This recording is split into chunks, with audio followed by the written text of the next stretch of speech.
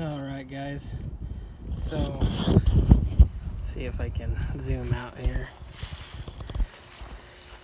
Here's the truck y'all are asking about, 01 Ram diesel.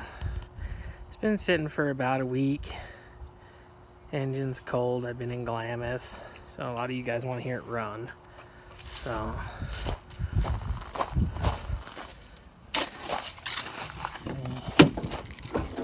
amp power steps come down.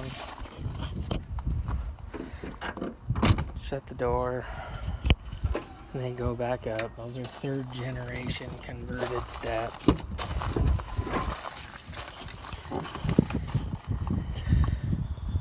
Here's the interior, power switches, power mirrors. You can see the paint, it's all fully jammed. It's a Sikkens 3-stage paint done by Vince's in Sedona. Sun's kind of making this video glare a little bit. I apologize. It's the best I could do. Interior's pretty clean. It does have this rip right here, but Geno's makes these covers now, which is nice. It does have new Geno's foam in there, but if you got the cover from them, realistically this interior, I need to vacuum it again, but it's pretty darn good. So let's climb up in here. This is the Pioneer double din stereo. You can see it needs fiberglass here and here to finish it off. I've been running it like this for probably 2 years. I wanted to get a new bezel and just do it all at the same time because it has this crack up here. But you know, time is of the essence, and I just didn't have time to do it. The normal dash top is all intact all the way across. Got your ISPRO gauges, and then you've got fuel pressure right there. Those are power folding 4th generation style mirrors from 1A Auto. I love them. The 4th generation is so much better than the convex mirrors.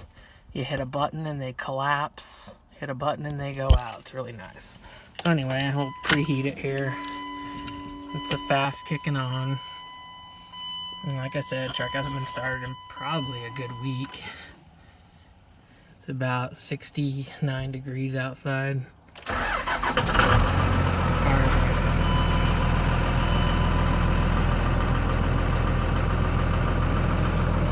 Some of you guys were asking about the transmission. If it is hard to get into gear with the dual disc clutch, I'm sitting right here. I guess it was reversed that you guys were concerned about. I mean, it goes right in, so no issues. Second, first, third, fourth, sixth. Sorry, I was kind of off on the camera there. Clutch doesn't chatter like a dual disc. I mean, there, you're in reverse. Just that easy. Heater, AC, everything works in here. Lights. I did replace these as well because they had a broken clip. Those are new Mopar. I also replaced these lights too. I forgot to put that in the ad. Seat on the passenger side's in good shape. This center armrest here is in good shape. Usually they break down like right here, but it's fine. So that's that. Let me pop the hood.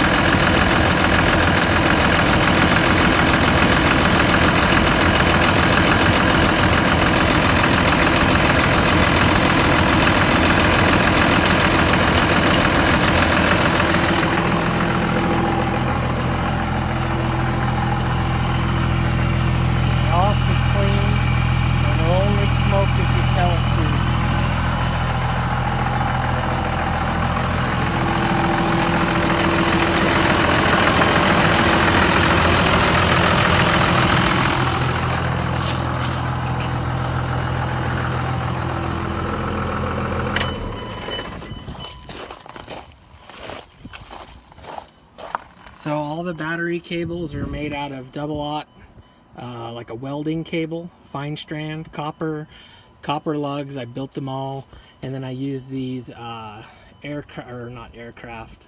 military style terminals. I just got done putting this main line on here and wiring up this Blue Sea box to keep everything organized. So you can easily change your fuel pump, your fast pump, your lighting runs off of this for the headlights, because we're running a sport Daniel Stern harness.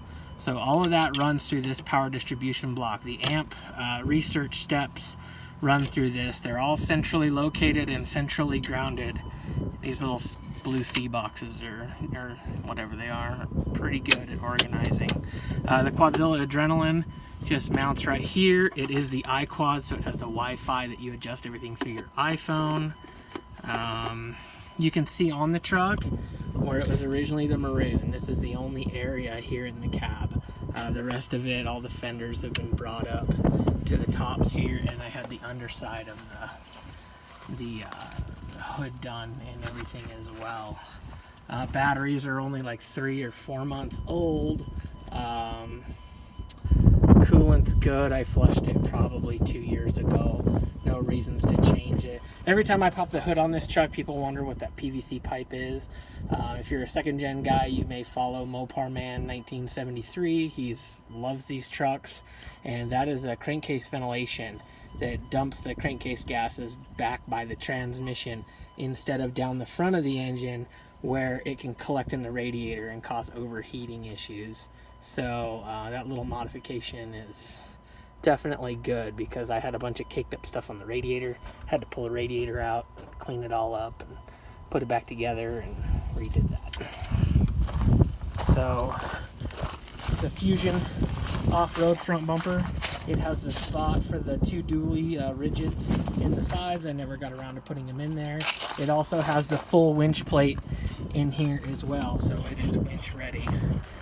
You can see the headlights, they're not all hazed up. I did put OEM lights in it because I don't like cheap aftermarket junk. Let's look under the truck here. You can see the full Dana 60's been gone through, bearings and everything. So that's all been dealt with. That right there is your D-rail frame mounted power steering cooler, and that's your new Big Bore XD steering box. That made this truck so much more pleasurable to drive. These second gens definitely are lackluster in the steering department, especially once you put bigger tires on them. So that's nice. Also, you can see there's no leakage on the front of the motor. I redid the front timing seal. I guess it's been 2 years ago. And you can see the new Delphi AC compressor and belt and everything in there too for the air conditioning system. There's those slotted rotors. That does have the 3rd generation brake rotors on it with EBC. I think I did green stuff pads. Definitely worth their money once again. So, and that's got a Bilstein steering damper.